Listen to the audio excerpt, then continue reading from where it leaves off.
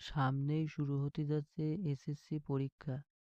তো এই এসএসসি পরীক্ষার পদার্থবিজ্ঞানে দুইটা গুরুত্বপূর্ণ সংজ্ঞা যেটা প্রতিবারই পরীক্ষায় আসে, সেটা হচ্ছে পর্যায়বৃত্ত গতি আর একটা হচ্ছে স্পন্দন গতি।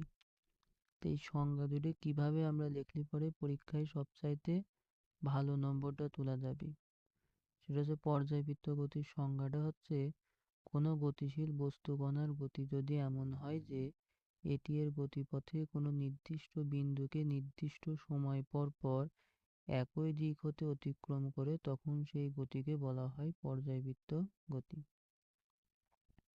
উদাহরণ হচ্ছে পৃথিবীর আহ্নিক গতি, বার্ষিক গতি, ঘড়ির কাঁটার গতি, তারপরে হচ্ছে হৃৎপিণ্ডের গতি ইত্যাদি। এই গতি বৃত্তাকার, উপবৃত্তাকার, সরলরৈখিক হতে পারে। এইটুকু লিখলেই যথেষ্ট, ফুল নাম্বার পাওয়া যাবে। যদি সংজ্ঞা আসে তাহলে এটা লিখলেও হবে, যদি খ নাম্বারে আসে তাহলে এইটুকু লিখলেই যথেষ্ট। এখন হচ্ছে স্পন্দন গতি।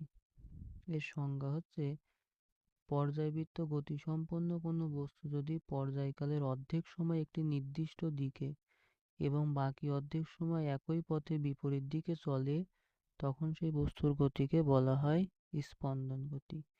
স্পন্দন গতির উদাহরণ হচ্ছে সুরশলাকার গতি, গিটারের তারের গতি, যে কোনো বাদ্যযন্ত্রের কম্পন, পরমাণুর কম্পন ইত্যাদি হচ্ছে স্পন্দন গতি। যদি কোনো সংজ্ঞা বা কোনো ব্যাখ্যা বুঝতে সমস্যা হয় তাহলে নিচে কমেন্ট করো, আমি তার ব্যাখ্যা এবং সমাধান খুব সহজভাবে উপস্থাপন করব। ধন্যবাদ।